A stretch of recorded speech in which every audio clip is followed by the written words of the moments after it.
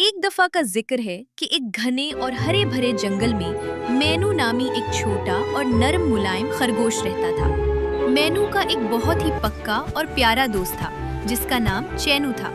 चैनू एक नन्ही मुनी और चहचहाती हुई चिड़िया थी।